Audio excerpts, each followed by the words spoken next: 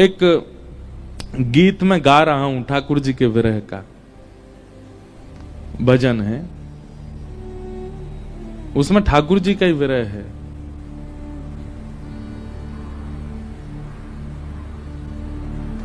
हे उधो मेरो छूट गयो ब्रज धाम, ब्रज धाम उधो मेरो छूट गयो ब्रज धाम। गैया छूटी ग्वाला छूटे, छूट गए नंद बाबा। गैया छूटी ग्वाला छूटे, छूट गए नंद बाबा।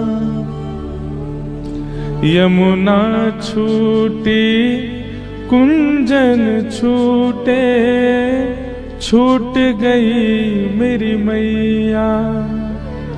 हे उधो मेरो छूट गयो ब्रज धाम। एक लिख रहे हैं पंक्ति ऐसी जिसमें ठाकुर जी का विरह है।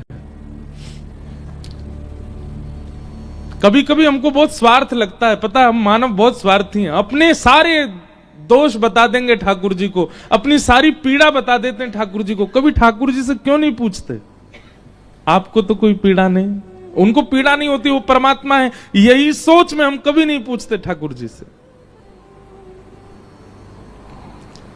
द्वारिका में ठाकुर जी को बहुत सुख है, राजा धीराज हैं, सोने चांदी हीरे जवाहरात मणियों से सदा लदे रहते हैं।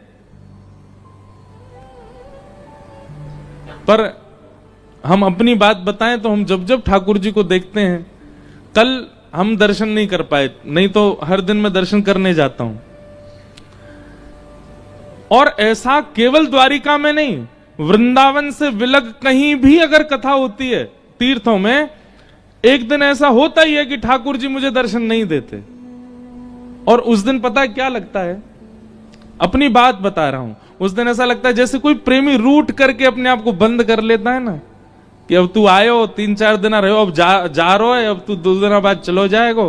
तो कल ठाकुर जी ने महाप्रसाद पवाया लेकिन दर्शन नहीं दिए।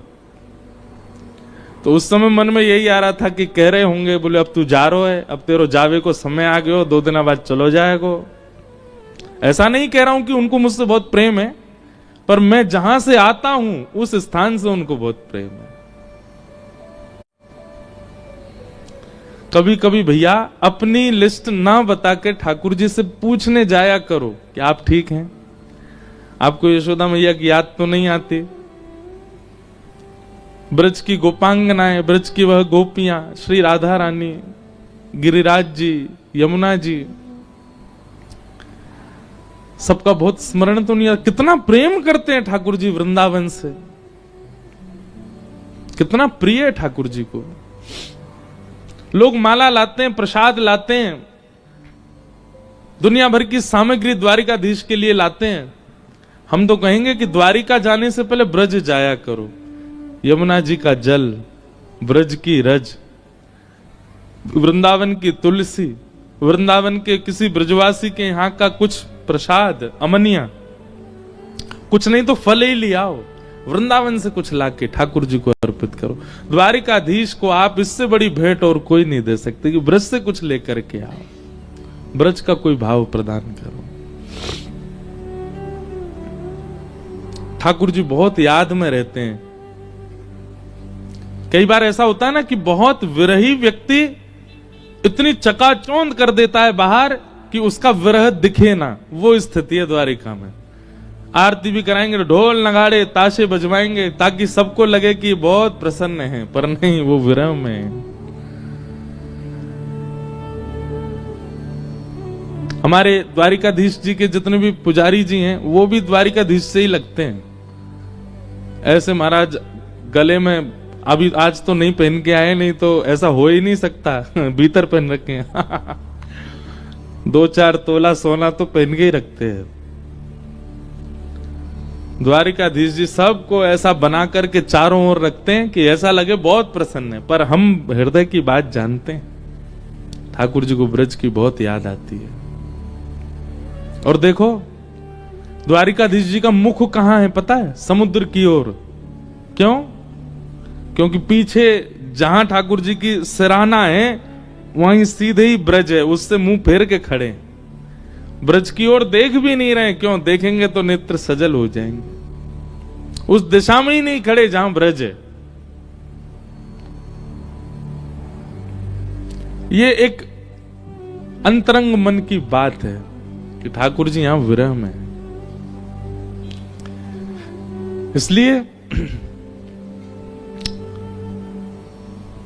वृंदावन का कोई भाव ठाकुर जी को सुनाया कीजिए द्वारिका में। यहां द्वारिका के जो हमारे सब वैष्णव हैं वो रुक्मणी जी का पत्र सुनाते हैं ठाकुर जी को। अच्छा है, बहुत सुंदर पत्र है रुक्मणी जी का।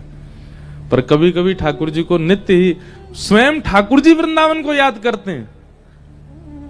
2 बार वंशी धारण करते हैं, श्रृंगार में और संध्या में 2 बार वंशी धारण करते हैं। राजाधिराज वृंदावन को याद करते हैं। उसी समय मुझे तो सौभाग्य मिला है 2 घंटे तक राजाधिराज के सामने बैठ के ब्रज के पद गाने का, ब्रज के भाव सुनाने का। तो ऐसे श्री ठाकुर जी यहां विराज रहे हैं। आपको पता होगा बंग जी ने जब, आपको नहीं पता होगा, इनको पता, जब इन्होंने कहा ना द्वारिका में कथा करनी है, एक बार मैंने मना किया। मैंने कहा वहीं कर लो, श्रीरंगम में कर लो, पुष्कर में कर लो, और भी बहुत जगहों के भाव आए, लोनावला में भी होने वाली थी, कहां के। उसके पीछे कारण यही था, मैंने कि यार वहां ले जाते हो तो हमको ये रखता है कि ठाकुर जी के लिए कैसे ले जाएं यहां से वापस वृंदावन, लेकिन वो संभव तो नहीं।